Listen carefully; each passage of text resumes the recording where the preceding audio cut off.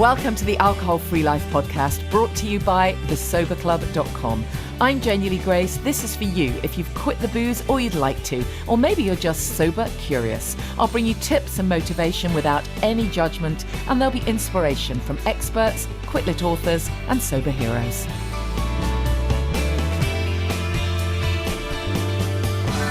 Hi, and welcome to the podcast. I hope you're well. I had a super busy week doing a bunch of interviews for amazing guests, which I'm going to be able to bring you on the podcast coming up very soon. Some really interesting people, including Louise Marwood, who you may recognise the name. She was a actress in a whole bunch of stuff, lots of soaps, including Hollyoaks and even Coronation Street back in the day. And she's doing some fantastic work now with her new project, Sober in the City. So really looking forward to bringing you that chat with Louise and a bunch of other exciting people coming up as well. Just a quick mention, if there's anyone that you would love me to interview for the podcast, just drop me a message. If you can connect me with them, then even better. You get brownie points for that, definitely. And, you know, I've always said I'll continue doing these podcasts as long as I have amazing people to interview. So it's just great, isn't it? As the space opens up, more and more people are raising awareness of living an alcohol-free life and absolutely loving it. So if you've got suggestions of guests for me, then please do let me know. Today's guest you're going to absolutely love. Ailsa Frank is a leading hypnotherapist and author. I've interviewed Ailsa in the past. She's very much part of our Sober Club. She's done some recordings for us, and I think I interviewed Ailsa on one of my very first self-care and sobriety evenings, a live event a long time ago. So love chatting to her about the work that she does. And just a heads up that if you did decide to join us in the Sober Club, we have a very special bonus gift for anyone joining this month. There's a brand new Ailsa Frank hypnosis audio called Fit and Well. Just fantastic thing to add to your toolkit. So you'll get that as another bonus gift if you did decide to join us in the Sober Club in the next few weeks. Just before we get into that, a quick reminder for anyone who is interested in the Sober Coach training. We do have a webinar on what it means to be a sober life coach. That's on May the 14th at 7:30 in the evening, but you do have to register for that. So if you go to thesoberclub.com, click on events, and you'll see the registration there. It's completely free. And, you know, it's perfectly fine to come if you're just a little bit curious. Sometimes people say to me, well, I've only actually been sober for, a few months, but I'm just getting this slight stirring that maybe there's something different for me in the future. Or perhaps, I want to add something into my life and do have, I don't know, it would only be one client a week, or I'd only want to work Saturdays or whatever it might be. And just come along if you're curious, because there's so many different ways you can use these skills and this training in your life. For some people, they do go straight to being a coach, and some are working full time, and others do this very much part time, or they do random fabulous things like taking people for walks on the beach or running a craft cafe with alcohol-free drinks. There's always just so many different ways of using these skills. So if you are interested, then come to the next webinar. May, I keep saying March. May the 14th is the date. Thesoberclub.com, and click on events. Have you ever wondered whether your alcohol-free journey was leading you somewhere bigger? Maybe you once drank more than you wanted to, always functioning, never at rock bottom, but now you're free and you feel that real pull to help others find the same freedom. There are millions of grey area drinkers who are not in crisis, but they're quietly struggling and they're longing for support from someone who truly gets it. With the Sober Club accredited coach training, you can become a holistic sober coach, guiding people through mindset, lifestyle, and alcohol-free well-being. It's not clinical recovery work, but it is so rewarding. Here's what one of our coaches, Polly, had to say. I did my training in June 2023, and best thing I ever did. I worked in education. I set up the business and started to do it while I was working, and then slowly went down to 3 days a week and started to build. And now I'm doing my coaching full time. It's not just about doing the training, it's about personal growth as well. I came out a different person completely. The 2 days that you're on with Janey is incredible. And the group that you're with, you have that real connection with that group, and that continues. And for me, it has been life-changing. So I'd absolutely, without a doubt, recommend it. If this speaks to you, check out the show notes. Make sure you join us for our next free webinar. We are talking hypnotherapy today. It's one of my favourite topics. Welcome, Ailsa Frank, hypnotherapist. Lovely to see you and see you for ages. Hi, Janey. I know it's been a long time, hasn't it? Yeah, you Good. popped up Great on one to of be the with you. first things I did when I was doing my self-care and sobriety sessions many years ago when I first quit the booze. That's I don't think right. I've seen you since then. Lovely to connect. Where should we start? Tell us a bit about your background, Ailsa. I know you've been doing this work for a long time. What kind of got you into it all originally? I've been a hypnotherapist for 20 years. Initially, I actually had a different career. I was a food stylist in the photography world, making food look beautiful for advertising and packaging. And then my life hit a crisis. I had a divorce. I ended up losing custody of my daughter, lost everything during that process. And I was looking for answers myself. And early on, I found hypnotherapy was really good at resetting your thoughts, getting you back on track, because obviously emotionally I felt like I was falling off a cliff at that time. And then I just didn't look back. I trained and started helping people, and then ended up working with alcohol predominantly. I just found all my clients were drinking or had issues with drink alongside the other things, and then I just became an alcohol specialist really along the way. And you're also sober as well. Yeah, I actually stopped drinking in my early 30s. I'm now in my late 50s. I'd had health issues. I didn't know what was wrong. I was actually diagnosed celiac in my 40s, but at the time I didn't know what was wrong. And I was having all sorts of gut problems and fatigue and infections and all sorts of things. And I stopped drinking just as a diet change for myself. And then I realized all the benefits of it, feeling so fantastic. And I just never went back to it. Yeah, in some ways you were lucky because your body actually showed you, didn't it? Yes, exactly. It was just I wish mine had shown me a little bit earlier.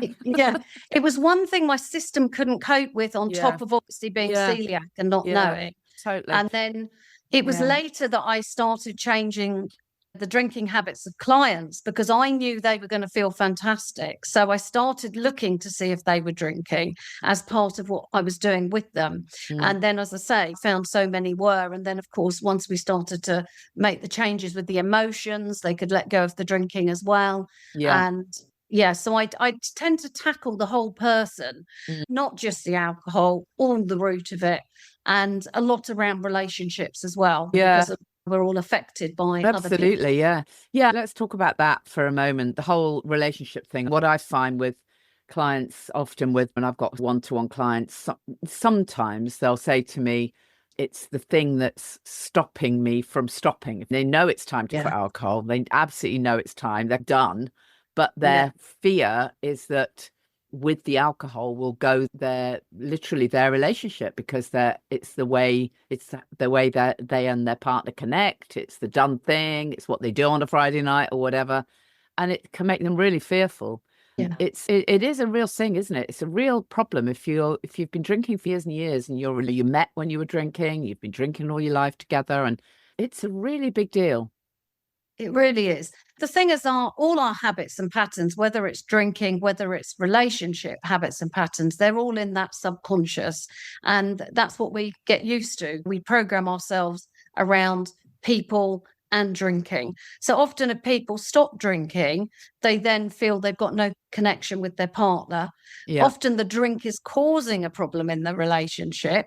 But then when they stop, then they feel they've got to face that relationship sort of cold turkey, really. So the hypnotherapy work I do is softening the relationships.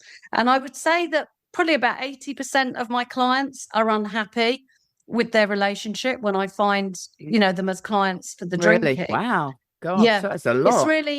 the husbands are irritating, or their wives, they just don't see eye to eye anymore. And I think it's really important to understand we are all different, and we come from different backgrounds. We've got different ways of seeing the world, and we're also different brains as well. You actually don't marry a wife or a husband, you marry a brain, and you've got to understand that brain, because some people are very logical with little empathy, and other people are really empathy and don't understand why other people aren't empathy back to them.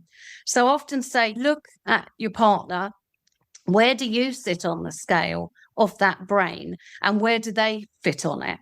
And that's maybe why there's that mismatch. And also, when you get couples, they're often opposites do attract. So you actually have both sets of skills in the household and running the finances, the home, the kids, all the different things.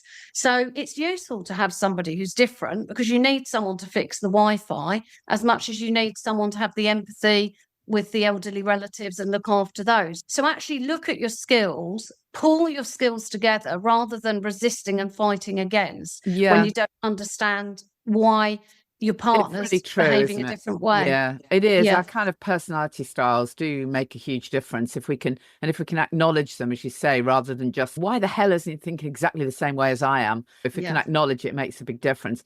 But one thing I found helpful to be able to share with clients is that certainly when it comes to quitting alcohol, anything to do with your well-being, really, you have to do it for yourself. You just do have to do it for you. And ultimately, just the same as if you were at a stage in your life where maybe you want to launch into a well-being program for the menopause or whatever, you do that for yourself too. And when you focus on that, you can set some boundaries around it and recognize that this is for your health and well-being, and actually ain't no one else's business. And that actually the less you share about it, I find it, the easier it is. The other thing I've found quite interesting, and I don't know if you have come across it, is this sense that when you actually role model a certain type of behavior, it's amazing how the other person often comes along for the ride. Not always instantly, but later down the line, it can so often happen, can't it? Yeah, because as you're drinking less, they naturally don't have that drinking partner, and they can drink less as well. And also, as you change and just empower yourself, obviously they can't behave in the same way around you, because you're not going to tolerate that. So it's all about changing yourself from the inside and changing your routines, your habits, the way you live your life, and minimizing down all the other people's problems. What about the kind of intimacy piece? Because that can sometimes be really tricky. And I don't think people often, they're not expecting that. They're really not expecting that to change. But of course, it does. Because for many people, they've literally never had sex sober, ever. True.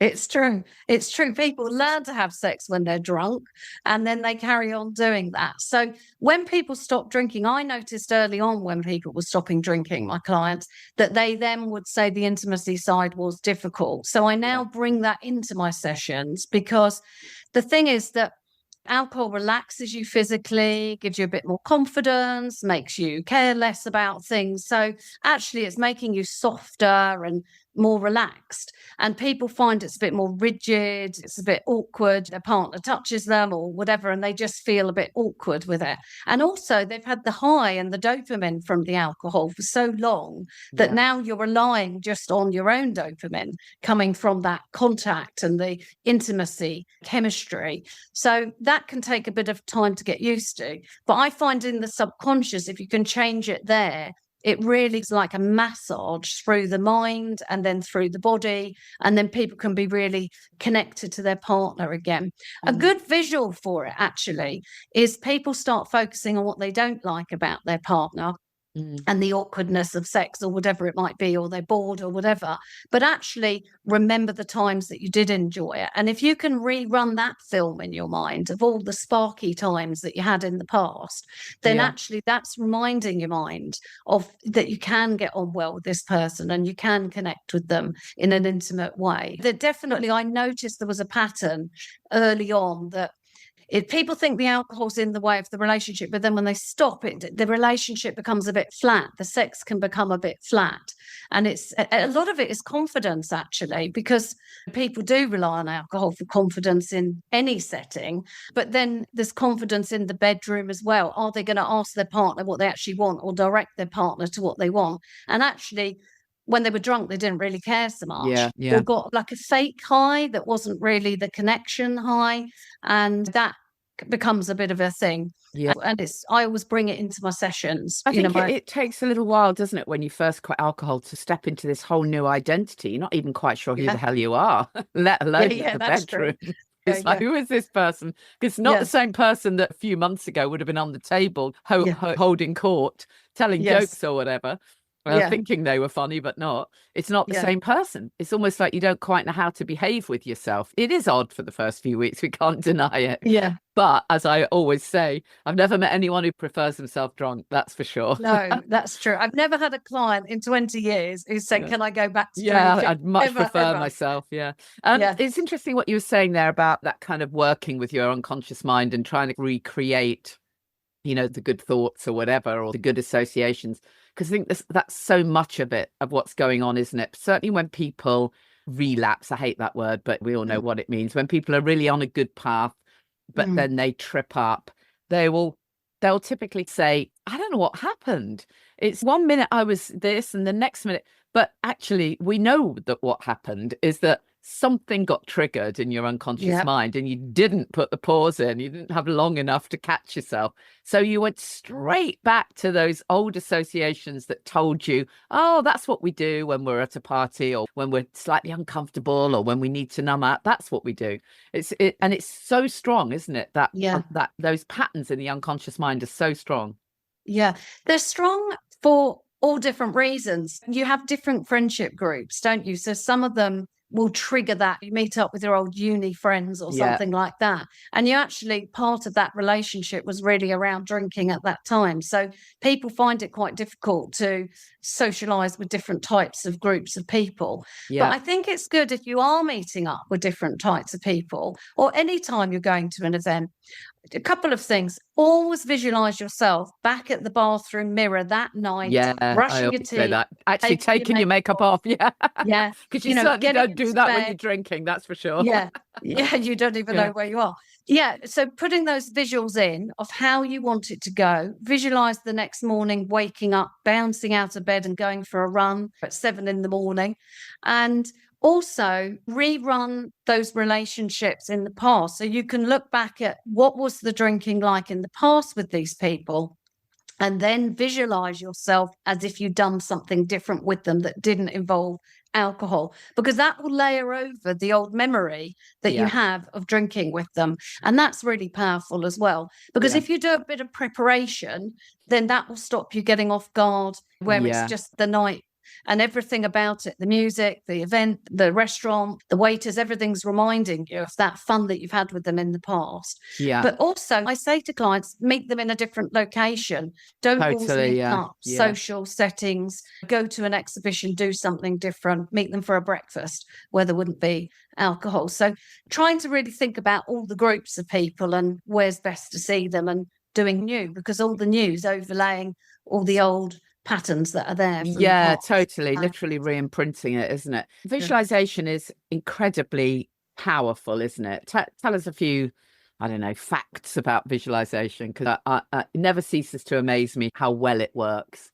Yeah. The subconscious mind is just a storage facility. So it doesn't have any rhyme or reason. It doesn't decide whether that's good for you or not. It's literally a storage facility. So you're born into the world with a blank canvas and you're just loading all that subconscious message in with all your experiences around. So when you do visualization, the mind doesn't know whether that's real or not.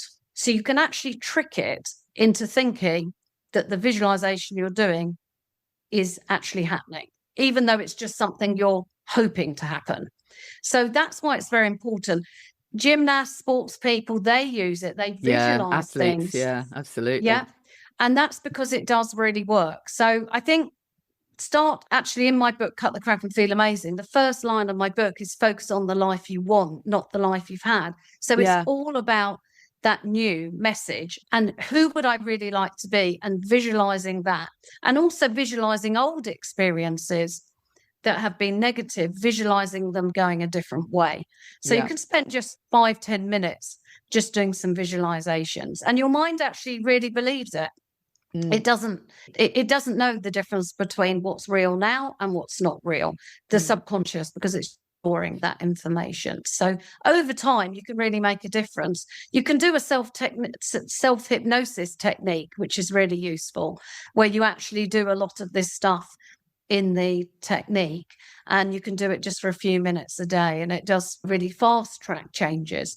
I usually teach that to clients in one-to-one sessions when I'm doing a client for a course of changes. I've been using hypnotherapy for absolutely years, and I've always found it really powerful. I think what can be interesting is when certain people, we're talking about different personality types and the way different people tick, but for some people it can be quite tricky at the beginning, I think, just to help them to come back to focusing on what it is they want. And I've had this quite often, actually, when I've run groups or whatever.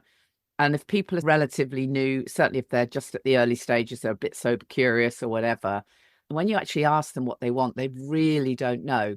And then they feel embarrassed that they don't know. It's an interesting one when people, certainly I found with a lot of women, they're locked into the minutiae of life. They're such people pleasers.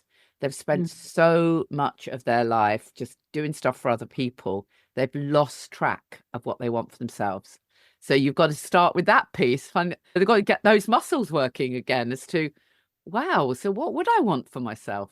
It's really fascinating how for so many people, they've come so far away from that. And alcohol's just been the coping mechanism when everything feels too hard. Yeah. I actually I did a foundation in art therapy at the beginning before I became a hypnotherapist, as I was going into this sort of therapy route. And as part of that, we're encouraged to get out there and be volunteers in different settings. So I actually worked in a hospice, and I did a craft afternoon with the patients. And one of the things I did was get a scrapbook for each of them. And I just got them because they were really lost. Obviously, their situation was not easy, and they were lost, and they'd also lost themselves. And I could tell all of them there had lost who they were. They'd really, through their lives, just become machines to their lives, and they'd lost their identity. And over that time, I got them just to fill each week, as part of what we were doing, just cutting pictures out of magazines, anything that made them smile, anything that made them happy, anything that they just liked the pattern or the colours of that. And they started to build this sort of identity profile of themselves in this sort of colourful, creative book. And one of the ladies there, she actually came in one week and she said, I've realized I love flowers. I always loved flowers, but I'd forgotten how much I loved flowers. And she had actually enrolled on a floristry course. Amazing. Because of doing the work we were doing. So I think also what I do say to clients as well, I didn't set out to be a hypnotherapist. I was looking for a change in my life. I didn't know what that was. But what I did do was kept following my heart. I fancy that course, give it a go. Follow the next thing, follow the next thing. And actually, that's what all of us have done our whole lives. That's how anyone became a doctor or anyone became a marketing person. You're following what you're good at school. You choose the subjects that you excel in. So you need to get back into that. Just who am I? What do I like? I like that coffee shop. I don't like this coffee shop. I like going for walks. I like museums. I like this cushion in this shop. I'm going to buy it and stick it on my couch, and start to just build that identity of who you are, because that is, again, your subconscious has forgotten. It's parked it in a box deep inside. So you don't need to know where you're going. You just need to know that you're doing the things that you love, and that then will build this profile of who you are. And you can do the scrapbook idea as well. It's quite useful. People do vision boards, but this is just about what I enjoy, what makes me feel good. It doesn't have to have any super goals. It can just be a scrapbook of sticking in. got this bit of ribbon that was on a bunch of flowers. I like it. I'm going to stick it in my scrapbook. And then eventually you start to realize who you are and you remember things as well. Oh, I loved horse riding when I was 8. I'm going to book a horse riding lesson. Yeah. I love that. Yeah. Your brain can only take on so much. And as you go through life with career, running a home, family, relationships, everything, you have to park something to be able to get on with those things. But then as those things maybe change because the kids are grown up, or perhaps you've got a change in career, or you're downsizing, or whatever you're doing, you can start to reinvent yourself again. Who am I at this stage? Yeah, I love that. It's interesting. It's a very similar exercise to something that I do when I'm, interestingly enough, doing kind of media training stuff. It's not dissimilar because we're trying to help people look for what their USP is, their unique selling point. And it comes back to the same thing, is what is it that you love? What is unique about you that you like this and not everyone does, or whatever, or you're good at that, not everyone is. But it's such a fascinating exercise. As you said, that woman said, oh, I love flowers. I've always loved them. And I've met people who go, actually, I realize actually I'm a dancer. And I never really stopped being a dancer. I just forgot that that's what I do. I forgot that I'm good at it. I forgot that I enjoy it, because you just get so caught up with the minutiae of everything, don't you? Definitely. I love that. That's it's a really lovely idea. And again, it very much links with when people are early stages of quitting the booze. Again, a lot of clients will say to me, actually, I'm nervous as to what I'll do with my time, because they know that's going to free up time. And for some people, they have lost sight of what they enjoy. So they know that actually they're going to, if they're not drinking when they get in from work, which used to basically fill the evening and then they collapse, what am I going to do then? And of course, the onus is on us to think back to what did we used to enjoy if you haven't got anything currently. And it's a great tip, isn't it, for everyone to be thinking, what do I enjoy, even if it's just a small activity that doesn't take very long. And putting together a scrapbook is a fantastic one, really is. Just to connect with yourself again. That's what you're doing, isn't it? You're rebuilding the pieces of the puzzle of who you are. And and I think drinking, often people are drinking for many reasons, such as they're going through a divorce. That might be stressful. They might have gone through a heartbreak. They might want to find a relationship. And that can be a difficult thing.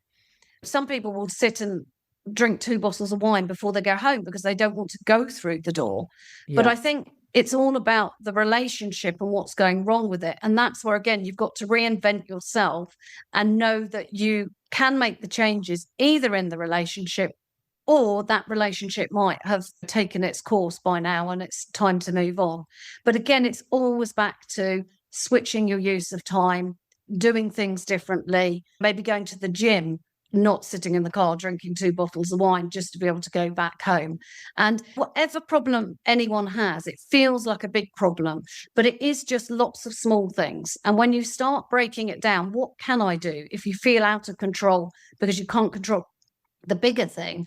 Actually, what can I do to change and actually break down some of these things and get your life moving again? Because I think a lot of people feel stuck, obviously, with the drink, and then that stops them giving up because it seems like such a big leap. But if you start changing the small things that are in the problems in your life, then actually the drink then becomes less. And most of my clients, I'd say 8 or 9 out of 10, when they do change their drinking and make the changes in themselves, most of them are happy in their marriages or their relationships that they're in, and all the other people around them, the teens, become less of a problem. Tell us a bit about clinical hypnotherapy, as we hear the expression. What is it? So clinical hypnotherapy is using a variety of techniques. It's therapy, so you're combining therapy with the hypnosis. So I will be using CBT, I'll be using NLP, I'll be using mindfulness techniques. It's not just the hypnotherapy, it's a whole array of other things. It's applied psychology, using that psychology in the changes that you're making. So it's just very detailed. So a session that I do, most of my sessions are on the phone because I have clients around the world, although I do work in central London as well. But The first 45 minutes, I will be talking about with the client what's going on, what are the details of your life, what's going on in relationships, at work, at home. I'm getting the whole story of their life. And then the second half, the next 45 minutes, is some techniques to give them coping tools and then start to make the changes in the subconscious. So the hypnotherapy kind of softens, replacing the alcohol with this softening. And I do recordings for client on the third and fourth sessions. I do a recording, but the early ones is very much unpicking and lots of different exercises to really get to the root of things. Reframing, a lot of reframing the past, traumas, PTSD. Some people have had sexual assaults. It causes a PTSD. Every time they have sex, they need a drink to put that at bay. Traumas in relationships as a child, family, friends, siblings, that people repeat those obviously in adulthood, because when something feels familiar, even though it's wrong, we'll go towards the familiar and won't realize there's no alarm bell ringing that this might not be the right thing. So really it's very detailed. It's covering the past, the present and the future, so that you're set up for the new way forward with less alcohol. And so when I call myself an alcohol specialist, actually I'm dealing with everything. It's really everything. Career. Sometimes people drink just because of presentation worries. One of the biggest things that holds people back in career is presentation. The fact they're going to have to present to big groups of people at work, and then that holds them back. So whatever's going on, I just get to know the client really well. And so it's really a lot of psychology, really getting into the nitty gritty, but not dwelling on it and not talking about all the problems endlessly. We just identify, have that picture, and then we reframe everything and change the subconscious completely. So it's like having a renovation of your mind, like doing eventually a house needs some work doing on it. And that's what we're doing with the subconscious, renovating it, really, getting you modernized for today. Yeah, I like that kind of the future focused approach is very important for me in the work that I do. The whole idea of we can't change what's happened to it. It's happened, but we can change what we've made it mean for us and the way it still triggers us. That's the piece we can reframe, isn't it, really, which is great. Absolutely. So tell us where people can find your stuff. Yeah, so I've got my website, ailsafrank.com, and there's lots of information on there. And I also have my Feel Amazing app, which is amazing to have because it's got more than 60 hypnotherapy recordings in there on all topics: break free from family stress, heartbreak, loss. I've got a whole fertility, well-being for women section, a pregnancy, loss, fertility, stress, menopause, all different things for women as well. There's confidence, there's money and career, stress, sleep. And that is the Feel Amazing app. You can get that from Apple App Store or Google Play, or there's information about that on my website. And there's also articles and other information in there. So it's really a listening app. You can just put it on in the background. You can play it at bedtime, or you can just take 10 minutes after work, do a quick 10-minute switch off from work one, which is great. So it's like a guide to life. And I didn't do an alcohol app because I felt the alcohol is such a small part of the work that I do. Although people think it's the big part in their lives, it's actually, that's the problem at the beginning, but very quickly they're going to be moving on from that. So my app is about feeling amazing. Life is about feeling amazing. And I know that people can do that. I see that every day of the week, as you do with the amazing work that you do and all your workshops and teaching and everything. Yes, so that's available. And sessions, there's information about those online. Usually people 2 to 4 sessions. And some people are like clients that have maintenance ones just because they like to keep on top of work, or if they're running a business that can be stressful, it's quite nice to have some coaching with the hypnotherapy. So yeah. Great. Thanks so much, Ailsa. I really appreciate it. Thank you so much, and I hope we can connect soon. Yes. Thank you. Thanks, Janey. So as I mentioned before, if you would like to join us in the Sober Club within the next few weeks, if you've been thinking about it, now is a great time to join us because we've got that fabulous bonus gift of a new hypnosis audio courtesy of Ailsa Frank called Fit and Well. It's just perfect to just pop this on when you've got a few moments to relax and have a leading hypnotherapist guide you to be fit and well. What's not to like? So check out thesoberclub.com. Just a reminder, in case you're new to the podcast, the Sober Club is a a well-being community. It's for you if you are sober curious or your early days in sobriety, but it's also for you if you've been sober for absolutely years, because it's all about the what's next. If you are brand new to it all, then we have a course, Get the Buzz Without the Booze. We have masses of exclusive content from experts such as William Porter on cravings, Dale Pinnock on nutrition. We've got someone talking about food addiction. We've got someone talking about the menopause. We've got fitness. We've got lots of spiritual stuff, a shamanic healer doing a movement medicine practice for us. There's just everything in there linked to well-being, all underpinned by sobriety. And of course, we've got our really amazing non-judgmental community. So it's very low cost. It's very high value. It'd be great to have you part of it. And as I say, if you decide to join us within the next few weeks, then you get that extra special bonus gift added on. There's other bonus gifts already in there, but you get yet another one. So if that sounds good, then please come and join us, thesoberclub.com.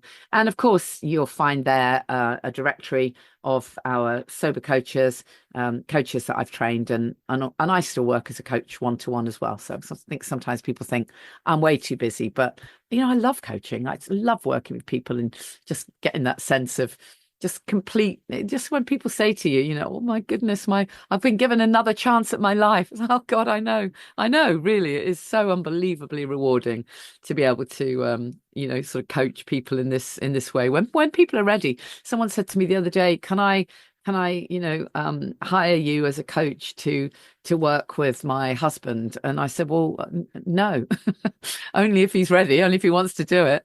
You can't do this for anyone else, can you really? It's that's when things get really tricky, when people so badly want to support others in their lives and they want to do it for someone else. But you have to be ready to want to do this. You really do.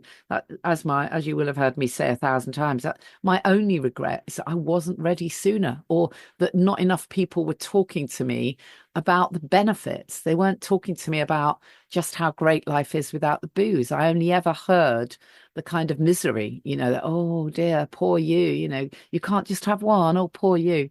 I doubt very much whether they were having one either. And now my frame of mind is, why on earth would I want one? Even if it didn't make me feel terrible, which it does, why would I want one? Why would I want any toxic liquid? And when you can just get to that point where you're ready to step into a new version of yourself, my only regret, as I say, is not getting to that point sooner. I so wish that I had. So just a reminder, join us in the Sober Club. It'd be lovely to have you involved. Thesoberclub.com is where to go for that. Click on events if you're interested in the Sober Life Coach training and our webinar, which is on May the 14th.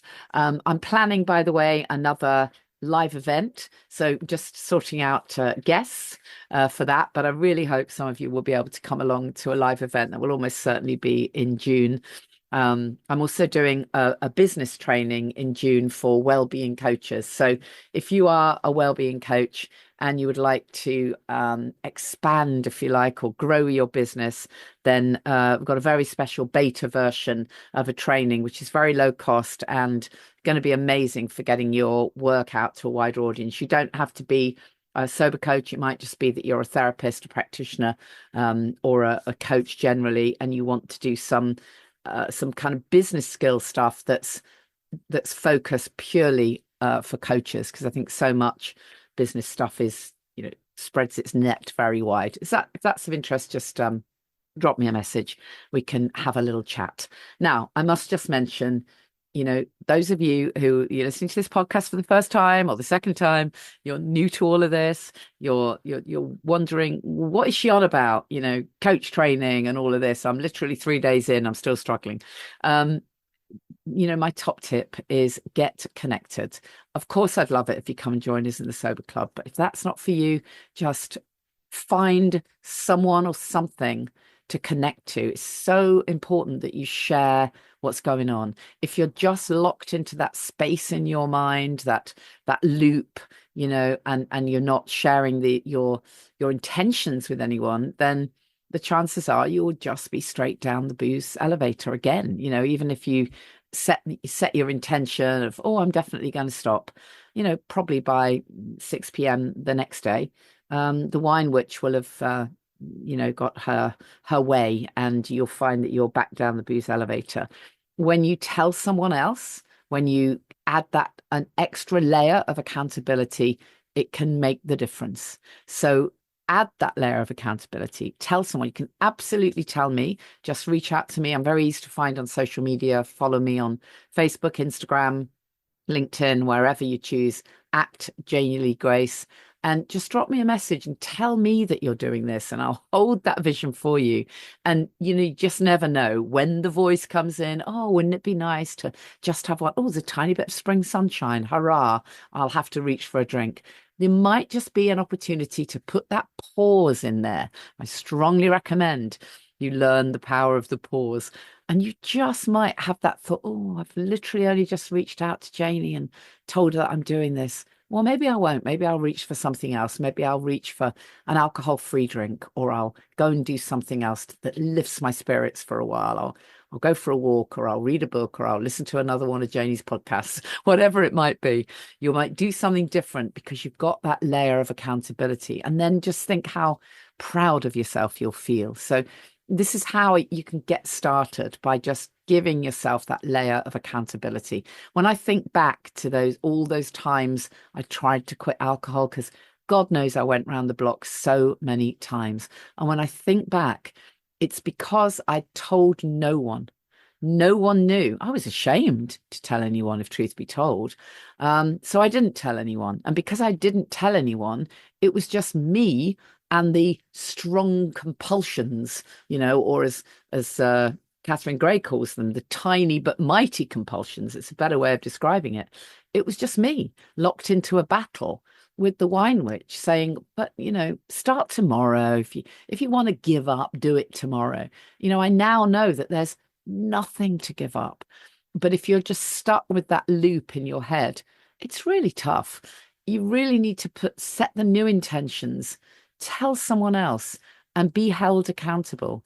That's why coaching works so well, because that's what we do. We get alongside you and literally cheerlead you and kind of hold that vision and hold you in that container, as it were, so that you feel held. And there's that little bit of you, particularly if you're a people pleaser, which, goodness me, an awful lot of drinkers are, and particularly if you are a people pleaser, there might be that sense of, oh, I don't want to let my coach down, so I'll choose a different drink. So interestingly, somebody said to me, I forget where we were having the conversation, but she said, oh, I know that you're a really big, you're really big into the sobriety world, and you've got podcasts and everything. What's your view on alcohol-free drinks, on 0% drinks? I bet you don't like the idea of that. Like, you have to be kidding me. I absolutely love the idea of that. I want there to be as much choice as possible. My mantra, if you haven't heard it before, keep the ritual, change the ingredients. As adults, we love that ritual of being able to have a drink. Of course we do. Why not? A grown-up drink. We don't want a pint of orange juice or cola. It's crazy. We're not 12, are we? We want a nice drink and a nice glass. Nothing wrong with that. And the fact that there is now so much choice is amazing. And I totally get that there will be people for whom it feels as though it would be triggering to have an alcohol-free beer. If what they were drinking was beer, that just doesn't sit right with them, and that's okay. If that's how you feel, don't have that. Have one of the many other choices, because of course there are fantastic alcohol-free beers and alcohol-free wine and amazing fizz. And then there's the artisan spirits, and there's the botanicals, but there's also incredible artisan tonics and amazing fiery ginger drinks and all kinds of drinks that are just amazing grown-up drinks that do not contain alcohol. That's the important thing, right? Choose a drink that does not contain alcohol. Preferably it also doesn't contain a ton of sugar and syrup, and have it in a lovely glass, and keep the ritual, change the ingredients. It will get you through some of those tough moments. So yeah, she was quite surprised. I said, I absolutely love it. I love this movement. Anything that makes it normal, in inverted commas, completely normal to choose not to drink. fantastic. We need it to be completely equal in our choice. It should not be that we feel like we're the odd one out. So anyways, thank you so much for listening. Reach out if you're struggling. Absolutely. Please, please, please do that. Come and join us in the Sober Club and grab that extra free gift courtesy of my guest this week, Ailsa Frank. And I will see you same time next week.